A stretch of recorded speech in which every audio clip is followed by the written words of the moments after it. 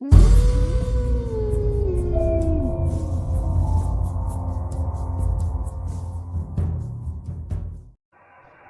कहानी के लेखक है विजेंद्र कुमार कर्ण।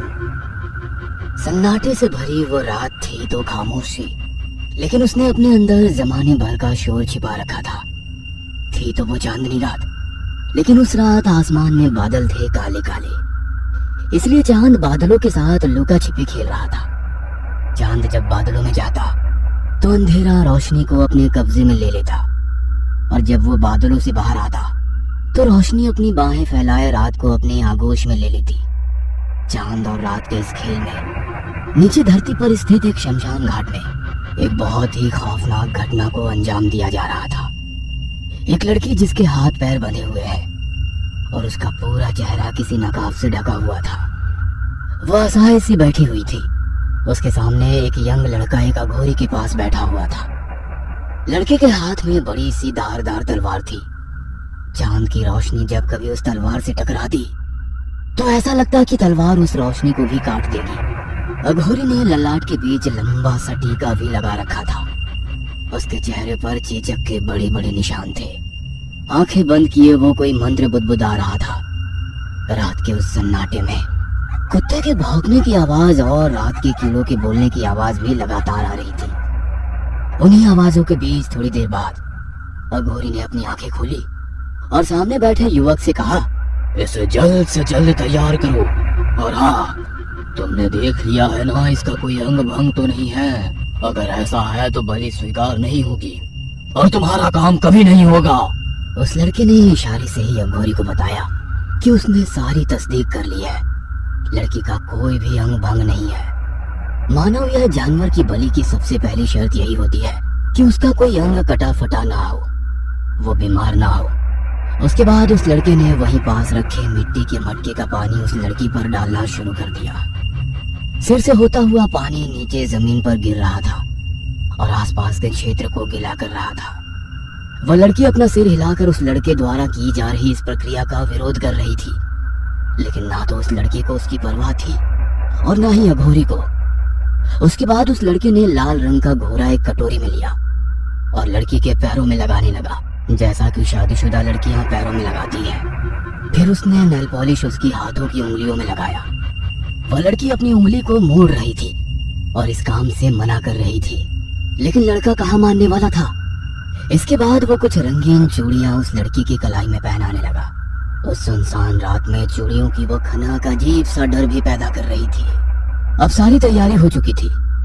अघोरी ने कोई मंत्र पढ़ा और अपने पास रखे चावल के कुछ टुकड़ों को उस लड़की की तरफ उछाल दिया। फिर अघोरी ने उस लड़के की ओर इशारा करते हुए कहा, अब इसकी गर्दन काट दो, चढ़ा दो इसकी बलि। वो लड़का खड़ा हुआ और उसने तलवार उठाई और उसका जोरदार वार लड़की की गर्दन पर कर दिया। चीख की एक जोरदार आवाज उस सन्नाटे को भंग करती हुई थी और फिर सब खामोश हो गया। लड़के का चेहरा पूरा खून से भर गया और उसकी तलवार खून से सन गई और ना चाहते हुए उसकी भी चीख निकल गई। चीख के साथ ही लड़के की आंखें खुल गई। उसका पूरा शरीर पसीना पसीना हो गया था। उसने एसी की कूलिंग और भी कम किया और उठकर फ्रीज के पास गया। उसने उससे बोतल निकालकर पानी पीने लगा। पानी पीते ही उसकी नजर घड़ी की सुई पर गई। घड़ी के समय को देखकर उसके चेहरे पर एक शैतानी मुस्कान आ गई। रात के 2:30 बज रहे थे। कॉल सेंटर की अपनी कैब में बैठी नताशा अपने घर की ओर जा रही थी। उसकी आंखों में नींद थी, फिर भी वो अपनी आंखों को फाड़े रात के उस सन्नाटे को ना सिर्फ सुन रही थी बल्कि देख भी रही थी। वह सड़क इस समय बिल्कुल खामोश सी है। वह दिन में कितना शोर करती है, वो बार बार यही सोच रही थी। कॉल सेंटर के जितने भी स्टाफ थे उनमें से लगभग सभी को कैब ने उनके घर छोड़ दिया था। नताशा का घर ही सबसे आखिर में आता था। घड़ी की सुई टिक टिक कर आगे बढ़ रही थी। कैब का ड्राइवर बीच बीच में कार की मिरर से नताशा को देखता और कैब में बज रहे 90s के गाने की धुन पर अपना सिर हिलाता। भैया, आपको 90s के गाने बहुत पसंद है क्या? हर दिन आप यही बजाते हैं। नताशा का घर आ गया था। उसका घर मेन सड़क से थोड़ा हटकर गली में था। उस गली में कार नहीं जाती थी, इसलिए उसके ऑफिस की कैब हर दिन उसे सड़क पर ही छोड़ देती थी। नताशा कैब से उतरकर अपने घर की ओर जा रही थी। तभी उसके मोबाइल पर किसी का फोन आया। वो अपना फोन निकाल ही रही थी कि पीछे से एक आदमी आया और उसके सिर पर जोर से किसी भारी चीज से हमला कर दिया। नताशा की आंखों के आगे अंधेरा छा गया और वो बेहोश हो गई। नताशा को जब होश आया तो उसके हाथ पांव बंधे थे। उसके मुंह पर एक नकाब डाला हुआ था। उसके कानों में कोई मंत्र गूंज रहा था और नाक में अगरबत्ती की खुशबू। वह चीखना चाह रही थी लेकिन उसके मुंह पर तो पट्टी लगी हुई थी। थोड़ी देर बाद उसके मुंह से नकाब हटाया गया। पट्टी अब भी उसकी मुंह पर थी। नकाब हटाते ही उसने जो देखा उसे देख वो अंदर तक कांप गई। उसके सामने आदित्य हाथ में तलवार लिए हुए बैठा था। आदित्य के बिल्कुल बगल में सफेद कपड़ों में लिपटी एक लड़की की लाश पड़ी थी। लाश का चेहरा देखकर लग रहा था कि इसकी मौत हुई कई दिन हो गए हैं। लड़की की लाश के सामने ही एक गंदी सी शक्ल का अघोरी भी था जो आंखों को बंद किए मंत्र बुदबुदा रहा था। लड़की के हाथ और पैर खोल दो और इसे बलि के लिए तैयार करो। और हाँ, तुमने पूरी तरह तस्दीक कर ली है ना कि इसका कोई अंग भंग तो नहीं है। आदित्य ने अघोरी की ओर देखा और उसे आश्वस्त किया कि इस बात की फिक्र ना करे। उसके बाद उसने तलवार नीचे रखी और वहीं पास पड़े मिट्टी के मटके को उठाकर नताशा के पास जाने लगा।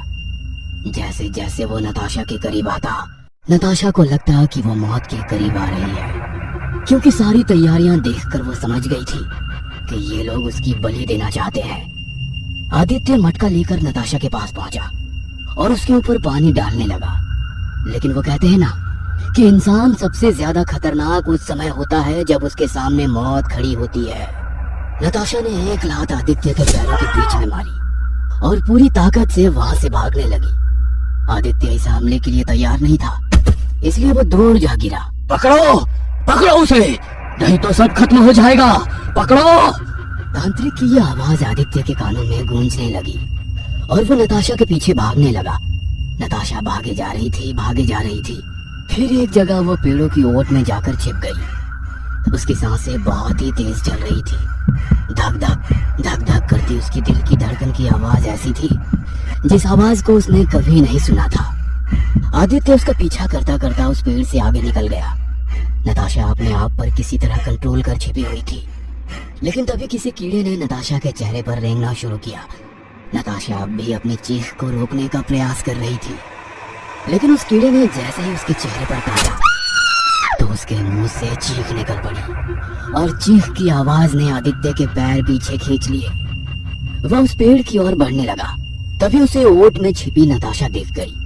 वह दबे पांव उसके पास जाने लगा। कुछ देर बाद एक जोरदार आवाज से फिर से वो शमशान गूंज उठा। आदित्य जमीन पर पड़ा तड़प रहा था। नताशा ने एक बड़ा भारी पत्थर उसके सिर पर मार दिया था। खून की धार उसके सिर से बह रही थी।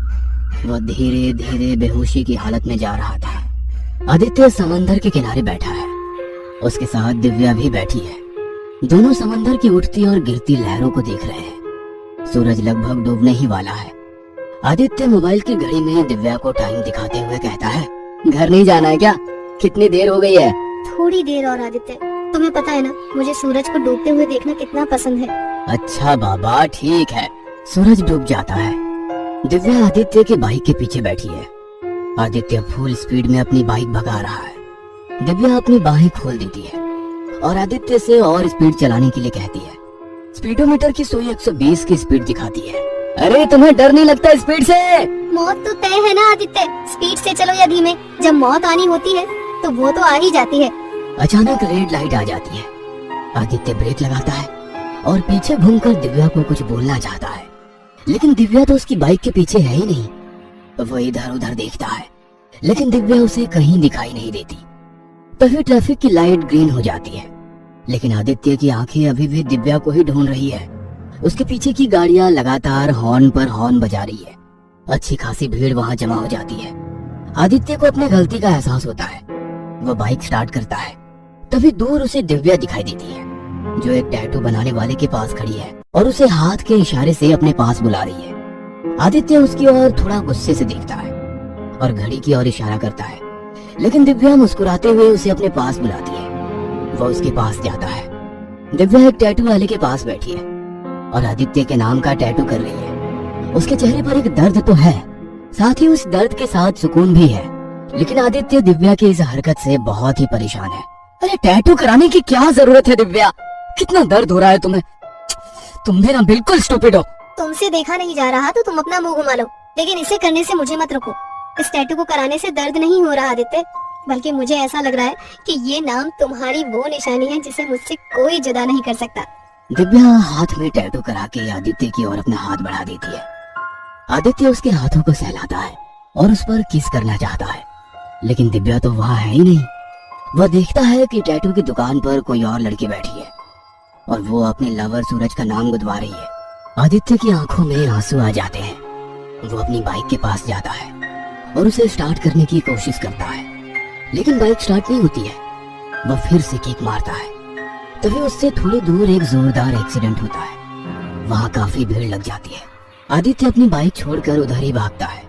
एक लड़का और एक लड़की सड़क पर पड़े हुए हैं। लड़के को थोड़ा थोड़ा होश है, लेकिन लड़की पूरी तरह बेहोश है। लेकिन उस बेहोशी की हालत में भी उसने लड़के का हाथ जोर से पकड़ रखा है। लड़के के आंखों के आगे अंधेरा छा रहा है। वो लोगों से मदद मांग रहा है, लेकिन कोई भी उसकी मदद को आगे नहीं आ रहे हैं। जितने भी लोग वहाँ खड़े हैं वो या तो उनकी वीडियो बना रहे हैं या उन्हें देखकर निकल जा रहे हैं। लड़के का सब्र जवाब दे रहा है। वो लड़की को अपनी गोद में उठाने की कोशिश करता है, लेकिन उसे खुद भी बहुत चोट लगी है। वह गिर जाता है और एक बार फिर से लोगों से मदद मांगता है। आदित्य उसकी मदद को आगे जाता है।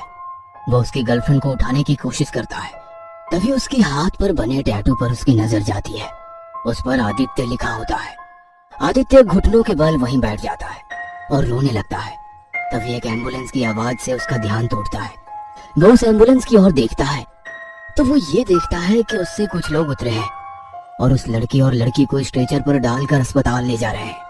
लेकिन शायद लड़की मर गई है, क्योंकि उन्होंने सफेद कपड़े से उसका पूरा शरीर ढक दिया था। आदित्य लड़की के चेहरे को देखने की कोशिश करता है, लेकिन ये तो उसकी दिव्या है। आदित्य ये देखकर बेहोश हो जाता है। 5 दिन हो गए दिव्या की मौत को। उसका शरीर मॉर्चरी में रखा हुआ है। आदित्य ने कई बार उसके शरीर को देखा है, लेकिन आदित्य उसकी मौत को स्वीकार नहीं कर पा रहा है। हर दिन उसे अस्पताल में दिव्या दिखाई देती है। वह पुरानी बातों को याद कर चीखता रहता है। डॉक्टर भी परेशान हो गए हैं। उन्हें लग रहा था कि आदित्य को मेंटल वार्ड में डालना होगा, लेकिन वो ये सोचते ही रह गए। 6ठे दिन अस्पताल से आदित्य भी गायब था और दिव्या का शव भी। दिव्या के शव के साथ आदित्य 10 दिन अपने घर पर रहा। वह उसके बाल बनाता, उसे तैयार करता, उससे बातें करता, लेकिन बातूनी नताशा उससे बातें कहा करती थी। वो तो मुर्दे की तरह लेटी रहती। देखो दिव्या, अब बहुत हो गया है। ऑलमोस्ट 10 दिन हो गए हैं, तुमने एक शब्द भी नहीं बोला है। क्या हुआ है तुम्हें? तुम जानती हो ना, तुम्हारी आवाज सुने बिना मुझे चैन नहीं मिलता। किसी बात की नाराजगी है क्या? बोलो ना। आदित्य एक अलग ही दुनिया में था। दिव्या की मौत को वो झुठला रहा था, लेकिन मौत को झुठलाना स्वयं को धोखा देना है। धीरे धीरे दिव्या के शव से बदबू आने लगी। आदित्य उसके शव पर ढेर सारा परफ्यूम डालता, तेज गंध वाली अगरबत्ती जलाता, लेकिन धीरे धीरे उसे भी अब लगने लगा था कि दिव्या अब नहीं है। वह रोना चाहता था, लेकिन वो रो नहीं पाता। दिव्या उसे अब भी हर जगह दिखती, खासकर जब बारिश होती तो उसे लगता कि दिव्या उसे भीगने के लिए बुला रही है। आदित्य अपनी दिव्या से बहुत प्यार करता था।